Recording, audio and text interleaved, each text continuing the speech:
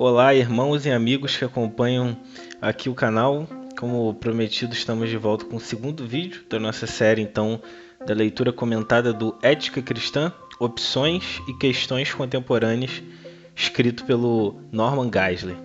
Então, hoje a gente vai estar começando o capítulo 1, que vai tratar sobre as opções éticas que nós temos na filosofia, né, para se abordar o moralismo.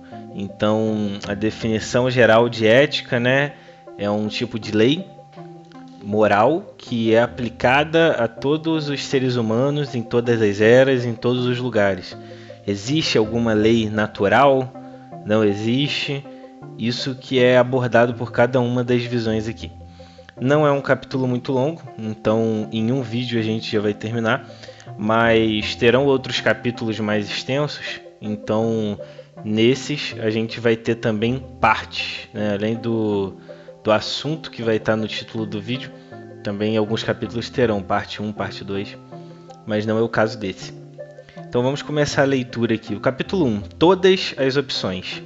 Enquanto a ética considera o que é moralmente certo ou errado, a ética cristã considera o que é moralmente certo ou errado para os cristãos.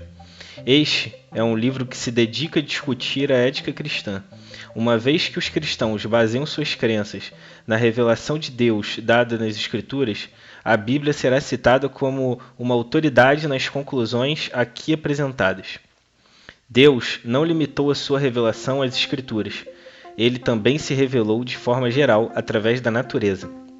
Deve-se, assim, esperar que existam semelhanças e justaposições entre a revelação natural e a sobrenatural de Deus, visto que seu caráter moral não muda.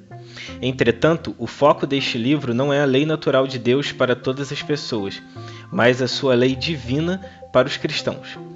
Então, nessa pequena introdução do capítulo, ele faz essa distinção, né, o autor, entre a ética como a gente conhece e estuda, que é sobre decidir o que é certo ou o que é errado. No geral, algum princípio que tem ali, algo que seja inato do ser humano, algo que a gente observe na natureza e a gente possa espelhar para o nosso relacionamento de sociedade, nos seres humanos. Enquanto isso, a ética cristã é o que? É também definir o que é certo e errado, só que ela assume uma fonte, né, a origem, né, de onde procede a definição do que é bom e do que é mal, que é a Bíblia, né? As próprias leis de Deus, a revelação dele nas Escrituras. Essa é a base para a ética cristã. Então, ele também já dá uma introdução ao que ele vai tratar mais para frente, que a revelação de Deus, ela não se limitou às Escrituras, ou seja, não se limitou à palavra dele na Bíblia. A gente vai ver que ele também se revela na natureza, né? A gente encontra muito em Salmos assim, contemplações, né, das montanhas, do céu, da natureza, né, da mesma forma em Provérbios e Eclesiastes. Então, tem outras formas de revelação, a chamada revelação natural de Deus, né? Além da revelação especial, tem a revelação natural ou revelação geral, que está para todos. Então, evidências da existência de Deus, né, e das obras que ele fez. Então, além disso, também ele destaca aqui que tem semelhanças entre a revelação natural e a sobrenatural, porque o caráter de Deus não muda. Então, tanto a natureza em si, a gente observando o que existe ao nosso redor, né, a própria vida, quanto a palavra de Deus, eles caminham ali de mãos dadas, porque o caráter de Deus é o mesmo. Então, a gente vê as obras de Deus, né, a criação dele, e ao mesmo tempo também revelando a grandeza dele, né? Através da Bíblia a gente também observa razões, né? Motivos pelos quais Deus é exaltado, né? Pelo seu evangelho ali, a obra maior de Jesus Cristo, planejado por Deus, quanto também na natureza a gente vê como ele se preocupou com tudo, a criação, tudo funciona, né? O nosso corpo, a cadeia alimentar, né? Como os animais se relacionam com a natureza. Então tudo isso aponta para a glória de Deus, tanto a palavra dele quanto a sua criação. Então, um subtítulo agora, definições de ética. Então aqui agora a gente vai adentrar nos tipos de ética que existem, né? Tem a ética cristã, tem a ética secular, como a gente já viu. Então vamos aqui primeiro comentar sobre a ética cristã. Como a ética considera o que é moralmente certo ou errado, numerosas teorias têm sido propostas com a finalidade de discernir o que é uma ação moralmente boa. Mas, aqui, é suficiente observar as características distintivas da ética cristã. Cada uma delas será discutida neste capítulo, de forma bem sucinta. Então, primeiro, a ética cristã baseia-se na vontade de Deus. A primeira afirmação sobre a ética cristã, né? Uma definição do que é uma ética cristã. Então, ela se baseia na vontade de Deus. Então, continuando. A ética cristã tem a forma de um mandamento divino. Um dever ético é algo que nós temos de fazer. É uma prescrição divina, né? É uma ordem. É claro que os imperativos éticos que Deus dá estão alinhados ao seu caráter moral imutável. Deus não muda, né? Está na palavra dele. Em outras palavras, Deus deseja que se faça o que é certo em concordância com os seus próprios atributos morais. Levíticos 11:45. Sede santos, porque eu sou santo. Foi o mandamento de Deus para Israel, em 11:45. Sede, pois, perfeitos, assim como perfeito é o vosso Pai Celestial. Mateus 5:48. Jesus disse aos seus discípulos ainda o seguinte: é impossível que Deus minta, né? Está em Hebreus 6:18. Assim nós também não devemos mentir. Deus é amor, 1 João 4:16. E também Jesus disse: amarás o teu próximo como a ti mesmo. Mateus 22:39. Em suma, a ética cristã baseia-se na vontade de Deus. E Deus nunca deseja algo que seja contrário ao seu caráter moral e imutável. Então esses versículos que ele trouxe aqui têm uma coisa em comum, né? O imperativo. Então quando a gente está estudando lá português, né, na escola, a gente aprende os tipos de construções de frases, né? Então você tem o imperativo, tem o subjuntivo, tem o indicativo. O imperativo, ele significa justamente quando você quer ordenar algo a alguém, né? Tá dando um conselho, tá chamando atenção. Então, esses versículos aqui, eles estão no imperativo. Então, são ordens diretas de Deus para o seu povo, né? Para os cristãos. Então, essa é a primeira definição da ética cristã. Ela se baseia na vontade de Deus. Qual é a origem? Quem determinou? Por que isso é bom e aquilo é mal? Porque Deus determinou assim. Esse é o primeiro princípio da ética cristã. E na palavra dele a gente encontra diversos imperativos. Esses versículos que ele citou e muitas outras ordenanças do Senhor, né? Os próprios 10 mandamentos no Antigo Testamento é uma sequência de 10 imperativos de Deus para o seu povo escolhido ali, o Israel. E da mesma forma, no Novo Testamento você tem os imperativos de Deus, ele resumindo ali os 10 mandamentos em amarás ao teu próximo como a ti mesmo, né? E amar a Deus sobre todas as coisas. Então, são imperativos. Até quando ele resume em um, é um imperativo. O que a gente tem que fazer. Então, uma segunda característica da ética cristã. A ética cristã é absoluta.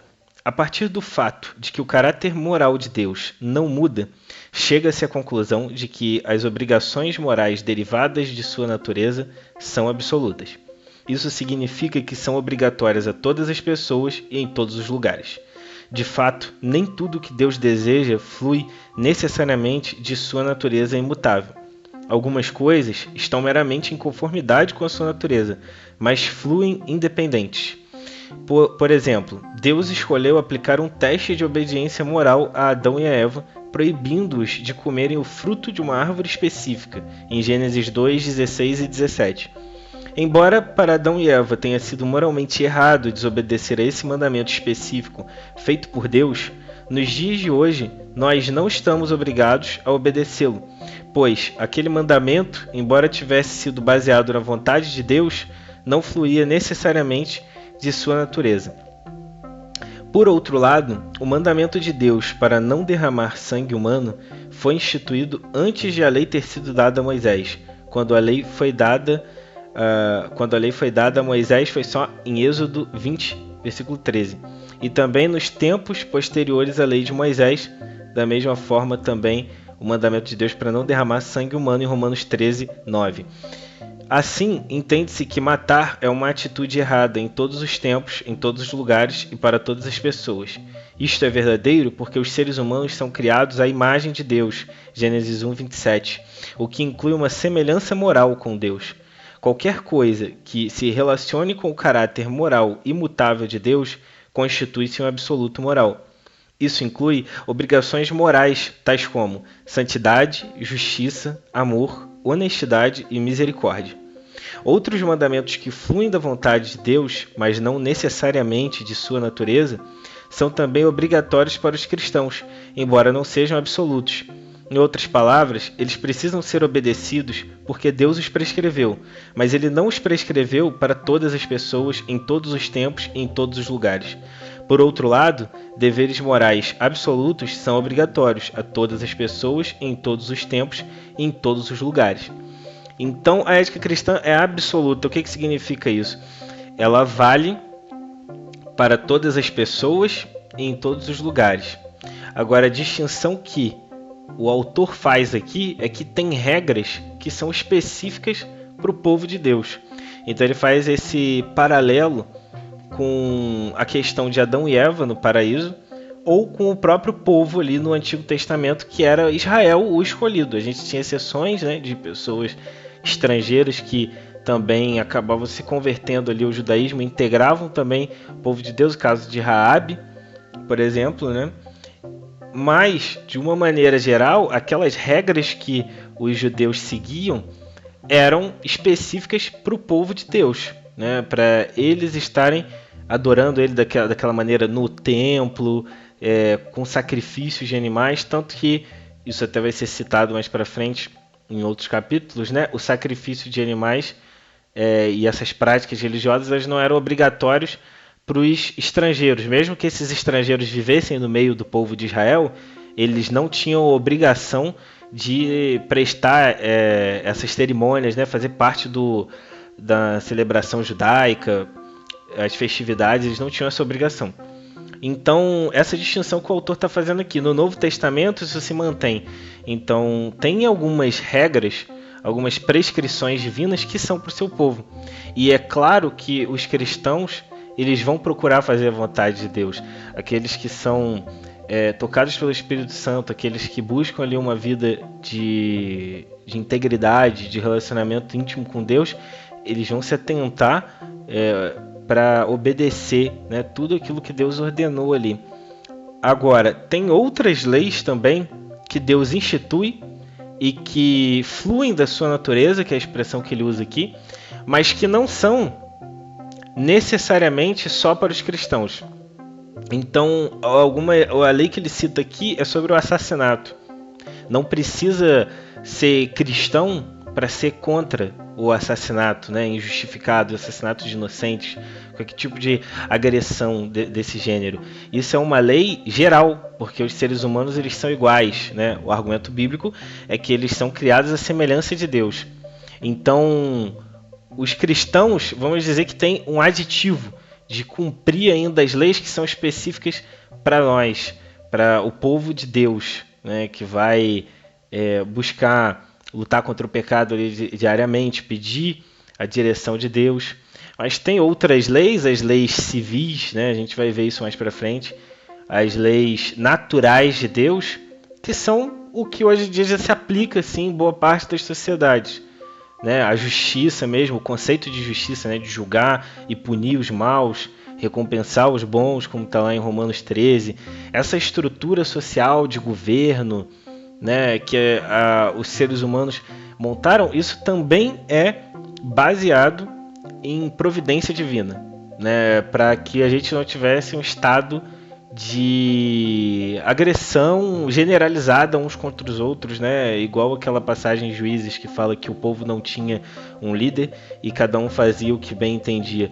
Para não ter esse estado de coisas, né, Deus provê. Então tem essas leis naturais, tem essas leis civis de organização que é bom para nós mesmos, né? Para a gente ter uma segurança quando a gente está convivendo em sociedade. Então, esses valores de justiça. Então, outra característica da ética cristã. A ética cristã baseia-se na revelação de Deus. A ética cristã baseia-se nos mandamentos de Deus, em sua revelação, que é tanto geral quanto especial. Deus tem revelado a si mesmo tanto na natureza quanto na Escritura. Aquela distinção que eu comentei anteriormente, né?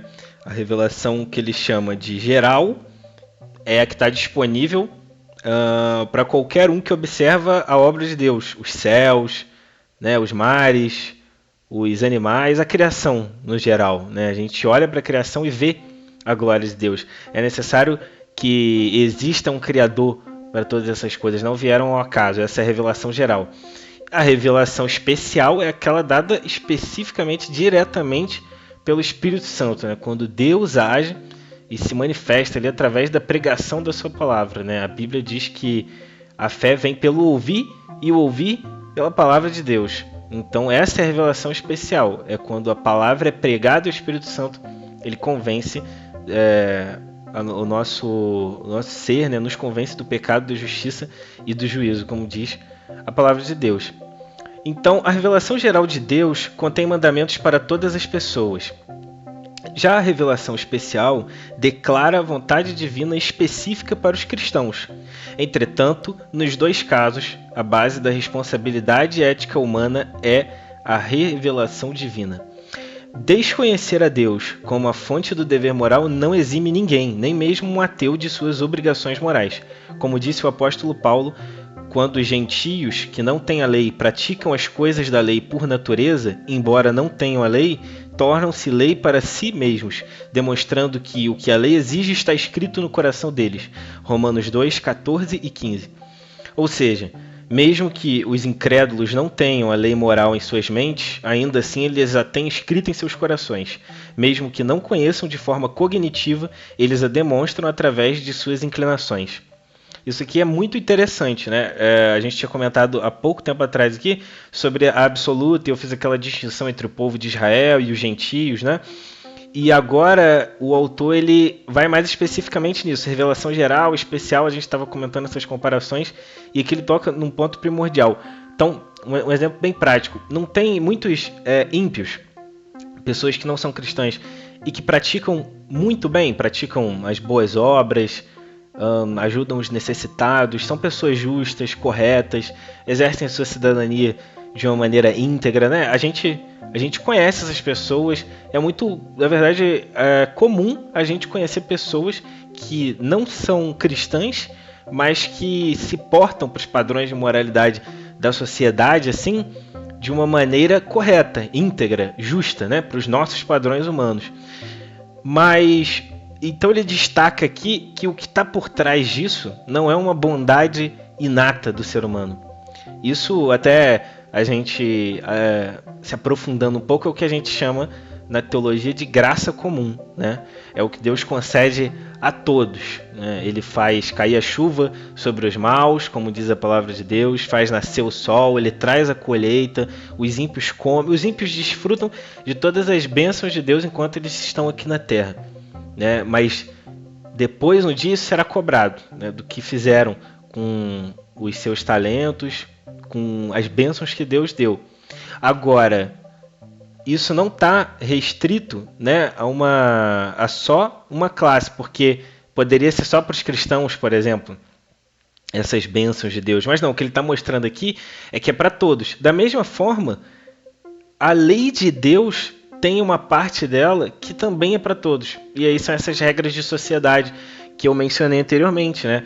Todo país decente, contemporâneo, tem um governo, tem os seus mecanismos ali de julgar, tem o legislativo, tem o executivo, tem o judiciário, tem uma polícia, tem suas forças armadas, tem seus mecanismos de defesa aos diferentes entes, né, os cidadãos, defesa do consumidor, regulação para que, por exemplo, dos gêneros alimentícios, fiscalização. Essas coisas são estruturas aqui que a gente tem de organização da sociedade, buscando melhorar nossa qualidade de vida, e que são mecanismos assim de proteção, né, do bem comum, e que são baseados na lei de Deus também. Isso faz parte da graça comum, é Deus que concede a sabedoria e essa ideia de formar esse mecanismo que é justamente para refrear o mal. Ninguém confia de que não vamos precisar ter aqui nenhuma polícia, alguma força armada.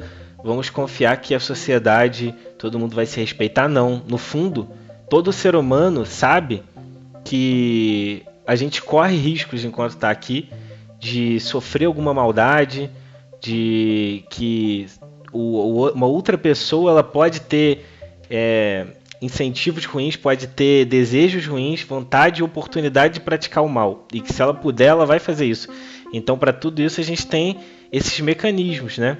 Então, isso também faz parte de leis que são aplicadas a partir da lei de Deus maior, né? Então, esse texto aqui de Romanos ele é muito claro, né? Porque Paulo diz: quando os gentios que não têm a lei praticam as coisas da lei por natureza, né? Embora não tenham a lei, eles tornam a lei para si mesmos. Então, demonstrando que o que a lei exige está escrito no coração deles. Só de pensar essas coisas que a gente sabe que são boas, né? Para o convívio social, por exemplo, para ficar nesses casos que a gente está citando, isso mostra que a lei está escrito no coração deles. Não tem uma outra justificativa, não tem uma outra razão. É Deus que coloca e refreia o mal no coração do homem, até mesmo dos ímpios, né? Porque em questão de maldade, todos nós somos inclinados para fazer o mal. E que se não fosse a graça de Deus no nosso coração e no agir, todos nós poderíamos ser pessoas terríveis, né? A gente tem os grandes exemplos aí, os exemplos ruins, né? Das personalidades da história e pessoas que assassinaram muitas pessoas, fizeram muitas coisas ruins. Isso é o estado final de todo homem, onde o pecado ele pode nos levar. Mas Deus abençoa, ele concede a lei dele no coração, às vezes até dos ímpios mesmo, para criar essas estruturas de convívio social. E para os cristãos, além de tudo, Deus concede também a sua revelação especial e nos faz também perceber, né, olhar tudo com os olhos da fé e perceber que tem um Criador e que a gente deve adorar e agradecer Ele por Ele refrear esse mal dentro de nós e mudar a gente, preparar a gente para andar no caminho das boas obras. Então, uma outra característica da ética cristã. A ética cristã é prescritiva. Uma vez que o direito moral é prescrito por um Deus moral, ele é prescritivo. Por isso, não existe lei moral sem um legislador moral. Desse modo, a ética cristã é por sua própria natureza prescritiva e não descritiva. A ética lida com o que deve ser, não com o que é.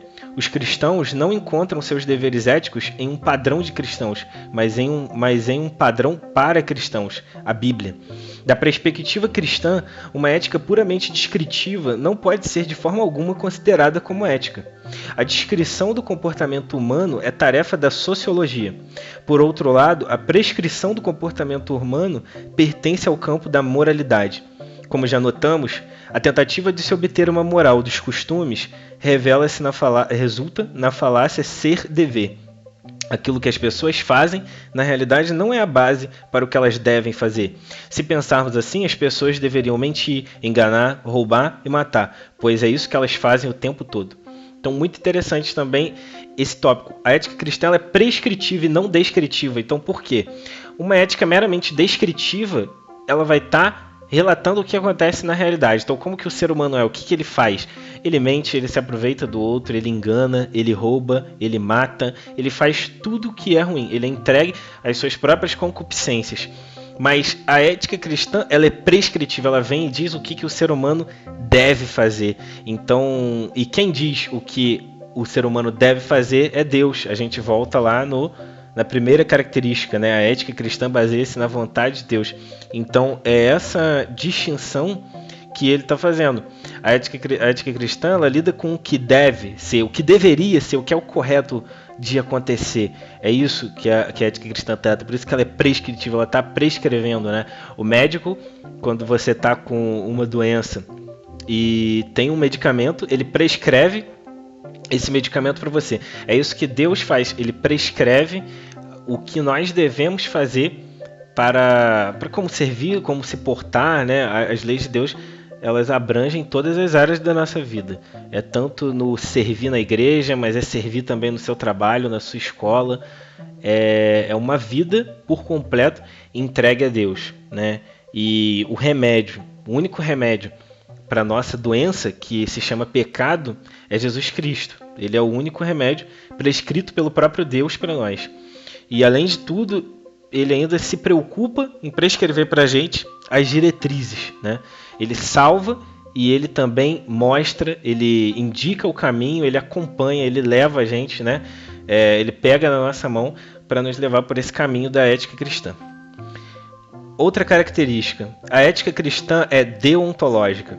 Sistemas éticos podem ser divididos em duas grandes categorias. A deontológica, que são centrados no dever, e a teleológica, centrado nos meios e nos fins. Em alguns casos, esta última categoria é chamada de consequencialismo, né? Teleológica pode ser consequencialismo, pois, nesse sistema, o valor do ato é determinado pela consequência. Por exemplo, o utilitarismo é um modelo de ética teleológica. Em contrapartida, a ética cristã é deontológica. A natureza da ética deontológica pode ser vista de maneira mais clara em contraste com a visão teleológica. Aí o autor ele apresenta uma tabela, eu vou descrever aqui. Então, a ética deontológica, né, baseada no dever, a regra determina o resultado. Então, o que está na lei vai determinar o que deve ser feito. Já a ética teleológica é o contrário, o resultado que vai determinar a regra.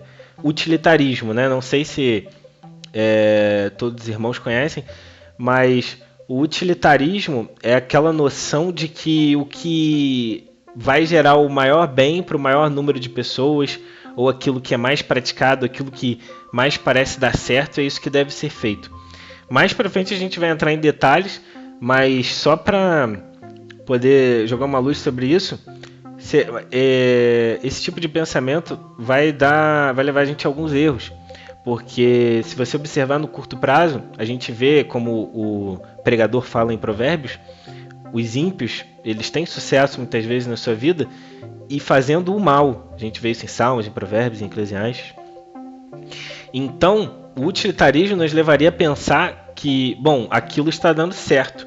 Então, aquilo deveria ser feito. Olha só, não é a lei deveria ser feita, deu certo, então isso deveria ser feito. Essa ideia é errônea por trás do utilitarismo. Então, esse é um dos problemas. Então, essa comparação, às vezes as pessoas cometem o mal e isso dá certo para elas por um tempo. Por um tempo. Então, aí que está o erro. Então, a gente poderia acabar justificando todo tipo de pecado e de prática má por conta do utilitarismo. Então, continuando, a ética deontológica. Na ética deontológica, a regra é a base do ato. Já na teleológica, o resultado é a base do ato. É sempre o contrário, né? A regra é a base do ato na deontológica, ou seja, a lei determina o que eu tenho que fazer. Teleológica, o resultado é a base do ato. Qual que é o resultado dessa ação? Isso aqui vai me beneficiar? Então eu vou fazer. Outra, a deontológica, a regra é boa independente do resultado. Independente do que você tenha que fazer para cumprir, independente das consequências que venham para a sua vida, né? Ao cumprir as leis de Deus, a regra é boa, a lei de Deus é boa, né? Vale a pena. Os sofrimentos, qualquer revés que aconteça na sua vida, apesar de você estar cumprindo a lei de Deus, às vezes você tem consequência, né? Por conta de, não sei, preconceito contra o cristão, você perder amigos, perder pessoas que você conhece porque você é cristão, deixar de participar de certas coisas. A regra é boa, independente do resultado. Já na teleológica, a regra é boa por causa do resultado, né? Então, deu certo, então vamos fazer isso aqui minha regra de vida. Dá certo mentir, então isso vai ser a minha regra de vida. Por quê? Porque deu certo, então eu vou continuar fazendo isso. Essa é a ideia da teleológica. Deontológica, o resultado é sempre calculado dentro das regras. De novo, está limitado nas regras. A teleológica, o resultado algumas vezes pode ser usado para quebrar as regras, né? Então, a lei geral é não mentir, até concordo, mentir às vezes é errado. Mas, às vezes aqui, para eu me beneficiar nesse contexto específico, eu vou mentir. Isso é teleológica e leva a esses erros que a gente estava comentando. Então, continuando no texto agora. Duas ilustrações servem para esclarecer o que estamos dizendo. Um homem tenta socorrer uma pessoa que está se afogando, mas fracassa. De acordo com uma forma de ética teleológica, a atitude desse homem não foi um ato bom, porque ele não produziu um bom resultado, não conseguiu salvar a pessoa. Uma vez que os resultados determinam a bondade do alto e os resultados não foram bons, então segue-se que a tentativa de resgate não foi um ato bom. Então, seguindo a lógica teleológica, né? Lembra que eu tinha falado que o autor ele gosta de levar esses extremos para mostrar o quão errado está aquela concepção, né? Porque uma concepção certa, ela nunca vai chegar num extremo que produz algo bizarro como isso aqui. Então, o que ele descreveu é: a pessoa vai salvar uma outra que está se afogando, e fracassa. Você não consegue salvar aquela pessoa. Seguindo a ética teleológica, onde o resultado que determina a regra, então sua ação de tentar salvar a pessoa não produziu um bom resultado, porque você não conseguiu salvar. A pessoa morreu nos seus braços. Então, segundo essa ética teleológica, não teria sido um ato bom. Mas isso é um absurdo, porque a gente sabe que é um ato bom, porque você tentou salvar a vida de uma outra pessoa. Ele está justamente mostrando o absurdo que é esse tipo de posição. No entanto, uma forma mais sofisticada de ética teleológica, o utilitarismo, poderia argumentar que a tentativa foi boa, apesar de ter falhado, porque teve um bom efeito na sociedade. Pessoas ouviram falar a respeito dessa tentativa, e então foram encorajadas a ajudar a salvar outros no futuro. Mas mesmo assim, o ato de tentativa de resgate que falhou não era bom em si mesmo. Pelo contrário, tal ato só teria sido bom se e somente se tivesse produzido algum resultado bom para a pessoa que estava se afogando ou para qualquer outra pessoa. Em contrapartida, a ética cristã é deontológica, insiste que alguns atos, mesmo falhando, são bons. Os cristãos acreditam, por exemplo, que é melhor ter amado e perdido do que não ter amado. Os cristãos não acreditam que a cruz falhou simplesmente porque apenas alguns serão salvos. Ela foi suficiente para todos, apesar de ser eficiente somente para aqueles que creem. A ética cristã insiste em que é bom lutar contra a intolerância e contra o racismo, mesmo que alguém venha fracassar. Isso acontece porque as ações morais que refletem da natureza de Deus são vistas como boas, independente de serem ou não bem-sucedidas. Então aqui o contraponto, né? A ética cristã ela é deontológica, então um ato de salvar uma vida, ainda que você fracasse, ele é bom, ele não deixa de ser bom porque você fracassou, mas você tentou e teve o objetivo, né, de salvar o outro ser humano. Então ele fala que, né, os cristãos eles não acreditam que a cruz falhou porque apenas alguns vão ser salvos. Seguindo a ética teleológica, a gente pensaria assim, né? Jesus morreu na cruz e vai ter pessoas que não são salvas, então falhou, porque não produziu o bom resultado. O bom resultado, na visão humana, né, o ser humano que sempre se coloca nessa posição de Deus, nega Deus, mas se coloca sempre na posição de Deus e tenta determinar o que ele acha que é bom. Então o bom seria todos terem sido salvos. E a cruz falhou. Isso é a ética teleológica. Então ele mostrando mais uma vez o absurdo. E qual que é a resposta da ética deontológica para isso? Cristã. Não, os cristãos eles não acreditam que a cruz falhou porque apenas alguns serão salvos. Muito pelo contrário, ela foi suficiente e ela é eficiente para aqueles que creem e que são atingidos pela graça de Cristo. Então, Deus, é possível, é só a gente parar para refletir um momento, né? É possível que Deus ele venha falhar? Ele tem essa característica humana de falhar, dele tentar fazer algo e ele não ser bem sucedido? Esse tipo de pensamento ele está de acordo, ele procede com o que a gente conhece sobre Deus e que está na palavra dele? É óbvio que não. O autor está mostrando mais uma vez o absurdo que é esse tipo de afirmação. Outros exemplos que ele dá é a luta contra a intolerância, contra o racismo, que a gente deve continuar apesar de ter retrocessos e de a gente saber que é uma causa muitas vezes que vai ser perdida por conta do coração mau humano, né? Então, mas mesmo assim a gente não desiste de lutar por uma causa que é boa, né? Então, isso é a ética deontológica, porque o utilitarismo chegaria e falaria que já que não está produzindo bons resultados, não está conseguindo avançar, então isso está errado, isso não foi bom, não deve ser utilizado. Então, seguindo o texto. Apesar disso, a ética cristã não negligencia os resultados. pois o simples fato de eles não determinarem o que é certo não significa que seja incorreto considerá-los. De fato, os resultados dos atos são importantes na ética cristã. Por exemplo, um cristão precisa calcular em que direção uma arma está apontando antes de puxar o gatilho. Motoristas precisam estimar as possíveis consequências da velocidade em que se encontram com relação a outros objetos. Preletores são responsáveis por avaliar os possíveis efeitos que suas palavras podem produzir em outras pessoas.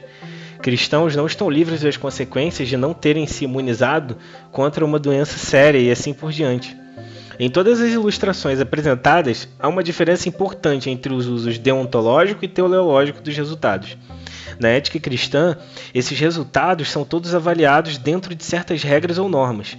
Isto é, nenhum resultado antecipado, como tal, pode ser usado como uma justificativa para quebrar qualquer lei moral dada por Deus.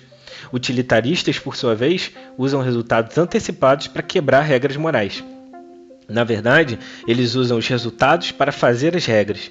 Regras existem, podem ser quebradas e, caso os resultados esperados venham a exigir isso.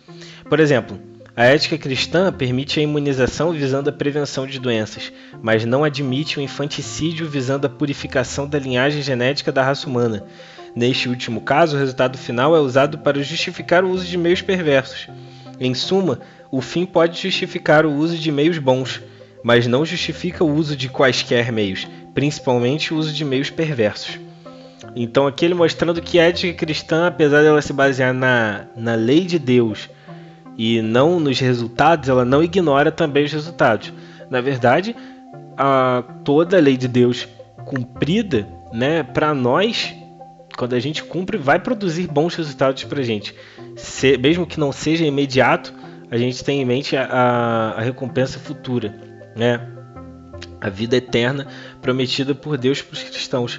Então ele dá alguns exemplos aqui, né? Então a gente considera também os resultados.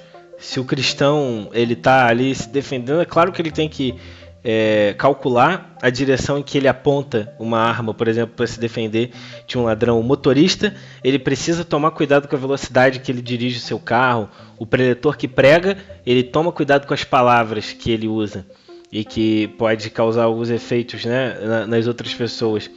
Então não está livre das consequências das ações. Leva sim os resultados em consideração. Isso não é o mais importante. O mais importante é sempre cumprir a lei de Deus. E ele considera aqui também que essas ilustrações, né, que ele comentou, elas têm uma diferença, de novo, entre essas duas éticas, a deontológica e a teleológica. Os utilitaristas, então, como eu já comentei, eles usam exceções, usam os resultados antecipados para quebrar as regras, né? Então, se ele acha que não seguir aquela lei vai trazer um benefício para ele, ele já desconsidera a lei a priori, assim, né? E enquanto que a ética cristã ela considera os resultados, mas a lei de Deus é mais importante. Ele dá os exemplos aqui de imunização que visa prevenir as doenças e que os cristãos que não tomam essas medidas preventivas, ou vale para qualquer coisa, né? Um cristão, por exemplo, que não dirige tomando cuidado na estrada, se descuida com essas questões assim, está sujeito de repente sofrer um acidente, de pegar uma doença, de acontecer essas coisas. Então os resultados eles não são ignorados, eles podem acontecer sim, eles são importantes. O que ele mostra aqui é que os fins não justificam quaisquer meios. Então, o paralelo que ele traz, né? Enquanto a ética cristã permite a imunização visando a prevenção de doenças, mas não admite o infanticídio visando a purificação de linhagem. Porque nesse último caso, você tem um fim ali que é almejado, né? O exemplo do nazismo, de purificação da raça, o desejo ali tão travestido de boa intenção e fazendo esse apelo de purificação da raça, e matando, assassinando pessoas, assassinando crianças, causando toda a morte que a gente conhece da história. Então, os fins, eles não justificam quaisquer meios, eles podem justificar o uso de bons meios. No caso, a imunização, uma cirurgia, né? Mais pra frente, a gente vai ver muito esse exemplo da amputação, por exemplo, né? Você vai fazer uma cirurgia invasiva, vai te cortar, às vezes vai ter que remover uma parte do corpo, alguma coisa, e aquilo ali é um fim bom, né, para te curar, para você se ver livre de alguma enfermidade, vai passar por um meio que às vezes ele não é tão bom, mas o importante é o resultado ali que você atinge, né, de conseguir se ver livre daquele mal. Então a amputação, uma cirurgia, isso são coisas justificáveis para você preservar, salvar a vida humana. Agora, coisas em que envolve você assassinar, né, outros seres humanos, como a gente já viu, imagem e semelhança de Deus, isso obviamente não é tolerado de maneira alguma pela ética cristã. Então, caminhando aqui, continuando para as várias visões sobre a ética. Está perto de terminarmos aqui. Há somente 6 sistemas éticos elementares, cada um designado pela resposta à seguinte pergunta: há leis éticas objetivas? Em outras palavras, há leis morais que não sejam meramente subjetivas, mas sim obrigatórias a todos os seres humanos em geral? Em resposta, o antinomismo diz que não há lei moral. O situacionismo afirma que existe uma lei absoluta. O generalismo reivindica que existem algumas leis gerais, mas não existem leis absolutas. O absolutismo não qualificado acredita em muitas leis absolutas que nunca são conflitantes. O absolutismo conflitante defende a ideia de que há muitas normas absolutas que algumas vezes são conflitantes, o que nos obriga a escolher entre o menor de 2 males. Já o absolutismo graduado diz que muitas leis absolutas são conflitantes e nós somos responsáveis por obedecer aquela que for mais elevada em relação a outra. Então aqui ele já fez um resumão do que ele vai tratar mais especificamente nos próximos capítulos. Vai ter um capítulo para cada tipo de visão sobre as leis morais que eu elenquei aqui. Primeiro aqui ele vai fazer um apanhado geral. Diferenças entre essas várias visões. Das 6 visões básicas sobre a ética, 2 negam a existência de leis morais absolutas de forma objetiva. Das 2, o antinomismo nega qualquer lei moral, tanto gerais quanto universais. Já o generalismo nega as leis morais universais, mas mantém leis gerais. Em outras palavras, para os generalistas existem algumas leis morais objetivas que são obrigatórias na maior parte do tempo, mas não necessariamente em todo o tempo. As 4 visões são formas variadas, as outras 4 visões são formas variadas de absolutismo. Dentre elas, só o situacionismo acredita em apenas um absoluto. As demais acreditam em 2 ou mais. Dessas últimas, o absolutismo não qualificado defende a ideia de que os princípios morais absolutos nunca são conflitantes. Ou seja, as leis de Deus nunca entram em conflito uma com a outra, é isso que eles defendem.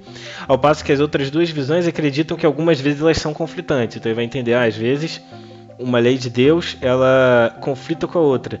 E aí vai se dividir em mais 2 visões. Uma acredita que a gente deve obedecer a lei que é mais importante, que é superior a outra, e outros acreditam que, quando elas conflitam, tudo que você tem a fazer é uma escolha e depois pedir perdão por ter ignorado a outra lei. Das 2 visões que acreditam que os princípios morais são às vezes conflitantes, o absolutismo conflitante afirma que nós somos responsáveis por fazer o menor de 2 males, mas culpados por qualquer um que deixemos de obedecer. Por outro lado, o absolutismo graduado diz que nossa responsabilidade é obedecer o maior mandamento entre os 2 e, por consequência, nós não somos culpados por não seguir o mandamento menor que entra em conflito com o maior. Então é isso. Agora ele vai dar exemplos práticos, vai ficar melhor da gente entender aqui o que cada visão entende, né? Ele vai trazer mais especificamente a questão da mentira. Então, exemplos das 6 maiores visões éticas. E essas que a gente elencou aqui, né? Ele estava fazendo a descrição, agora a gente vai ver aplicado na mentira. Como que cada visão, então, entende mentir? Mentir é pecado? É errado? Vamos ver. Corrie ten Boom nos conta como mentiu para salvar judeus dos campos de concentração nazistas. Durante as audiências do Senado estadunidense na questão Irã-Contras, o tenente-coronel Oliver North testemunhou que, no processo de execução de seus deveres, ele teve que mentir para salvar vidas inocentes. North disse: "Eu tive que ponderar entre mentir ou salvar vidas." Em várias histórias bíblicas, pessoas mentiram para salvar vidas. As parteiras hebreias mentiram para salvar os meninos recém-nascidos do faraó, que havia ordenado que eles fossem mortos. Raabe mentiu para salvar a vida dos espiões judeus em Jericó. É certo mentir para salvar uma vida? Essa questão irá servir como foco das diferenças entre as 6 visões éticas básicas. Então vamos lá. Primeiro, Então, na visão do antinomismo, o que eles afirmam? Mentir não é nem certo nem errado, porque não existem leis. O antinomismo assevera que mentir para salvar vidas não é nem certo nem errado. Ele afirma que não existe um princípio moral objetivo que possa julgar se essa questão é certa ou errada. A questão precisa ser decidida com base em princípios subjetivos, pessoais ou pragmáticos, mas não em algum princípio moral objetivo. Não temos, de maneira literal, um princípio moral para decidir essa questão. Então, o antinomista é basicamente não existem leis, é um estado de anarquia. Então, cada um vai entender ali subjetivamente, se eu acho que é errado mentir, eu vou viver minha vida sem mentir. Se eu acho que é certo, eu vou viver minha vida mentindo. Essa é a posição resumida do antinomismo. Então, o próximo, o segundo. Agora sobre o generalismo. O que o generalista diria em resposta a isso? É certo mentir para salvar uma vida? Mentir é normalmente errado. Não existem leis universais. O generalismo reivindica que mentir é normalmente errado. Como regra, mentir é errado. Mas em casos específicos, essa regra geral pode ser quebrada, alegam eles. Como não existem leis morais universais, delimitar se uma mentira está correta é algo que dependerá dos resultados. Se os resultados forem bons, a mentira terá sido a atitude correta. A maioria dos generalistas acredita que mentir para salvar uma vida é uma atitude correta, visto que, nesse caso específico, o fim justifica os meios. No entanto, a mentira, de modo geral, é considerada errada. Então, o generalismo, o nome também já explica bastante. Eles têm princípios gerais, mas não tem nenhuma regra que deve ser levada até as suas últimas consequências. Eles têm então uma regra geral. Bom, mentir no geral é errado, sim. Mas a gente entende que dependendo do contexto e dos resultados que serão advindos dessa prática da mentira, a gente pode obedecer ou não a esse princípio. Já que ele é geral, ele pode ser quebrado. Eles não acreditam também em absolutos. Enquanto que o antinomismo não consegue nem definir, né, se mentir é errado ou se é certo, porque eles não acreditam em princípios morais, não acreditam em lei. É isso a diferença aqui entre o generalismo e o antinomismo. Então, terceiro, o situacionismo. O que ele alega sobre a mentira? Mentir é certo algumas vezes. Existe somente uma lei universal. O situacionismo reivindica que existe somente uma lei moral universal e que falar a verdade não é essa lei. O amor é a única lei absoluta, e mentir pode ser a atitude de amor que tem de ser tomada. De fato, mentir para salvar uma vida é um ato de amor a ser feito. Neste caso, a mentira em algumas situações é um procedimento correto. E não somente a mentira, mas qualquer regra moral, exceto o amor, pode e deve ser quebrada em consideração ao amor. Tudo é relativo, somente uma coisa é absoluta. Assim, o situacionismo acredita que mentir para salvar vidas é um ato moralmente justificável. Então isso daqui também está bem claro, né? O situacionismo. O que ele defende? Somente um absoluto. O absoluto é a lei do amor. E fica assim, genérico e meio aberto sobre o que eles entendem e o que é o amor. A gente vai ver isso no capítulo dedicado a essa posição. Então entende que mentir é certo se for para salvar uma vida, porque esse é um ato de amor. Se mentir não estiver sendo utilizado com um objetivo de amor, né, um objetivo amoroso, influenciado pelos sentimentos, aí eles já entendem que é errado mentir.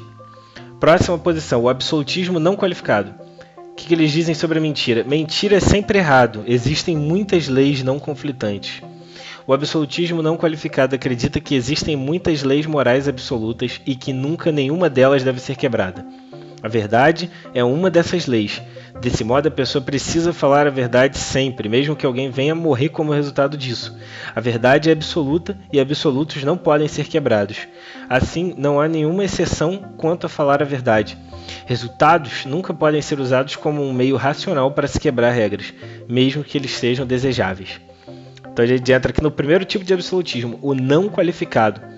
Então, o não qualificado, ele acredita que elas não conflitam as leis de Deus. Então, se você está entre salvar uma vida e precisa mentir para fazer isso, ele entende, olha, não está entrando em conflito salvar a vida ou dizer a verdade. Você tem que dizer a verdade, mesmo que a pessoa venha a morrer por conta de você falar a verdade. No caso do Corrie ten Boom, talvez alguns de vocês não conheçam, mas o que ele fala sobre mentir para salvar judeus dos campos de concentração nazista é que ele auxiliou a dizer pessoas que eram judeus e ele escondeu isso, né? Mentiu dizendo que não tinha uma ascendência judeia, né? Senão eles iriam ser mandados para campo de concentração. Ou então também liberando mulheres, né, que estivessem grávidas. Tinha tudo isso. Então é nesse caso, aí o absolutista não qualificado, ele vai dizer, olha, não está tendo conflito, você tem que dizer a verdade, ainda que dizer a verdade implique em levar pessoas inocentes para serem mortas. Então esse é o posicionamento do absolutismo não qualificado.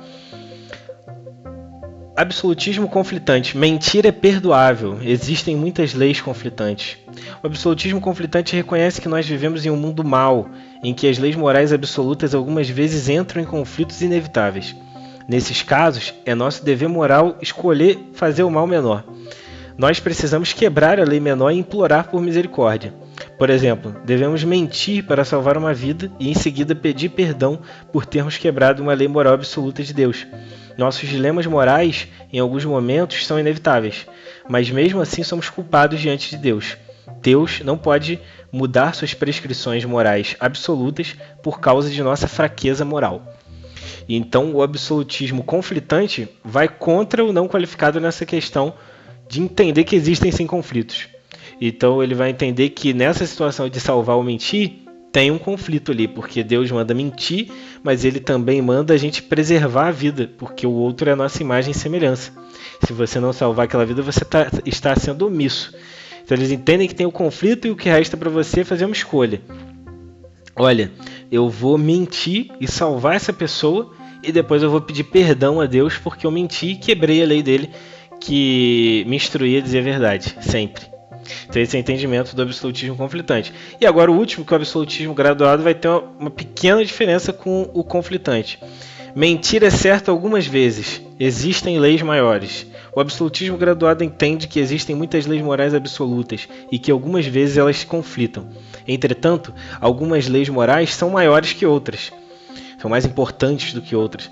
Nesse caso, quando há um conflito inevitável, é nosso dever seguir a lei moral mais elevada. Deus não nos acusa por aquilo que nós não podemos evitar. Dessa forma, ele nos exime da responsabilidade de seguir a lei inferior, tendo em vista a obrigação prioritária de se obedecer à lei maior. Muitos absolutistas graduados acreditam que a misericórdia para com os inocentes é um dever moral maior do que falar a verdade para os culpados.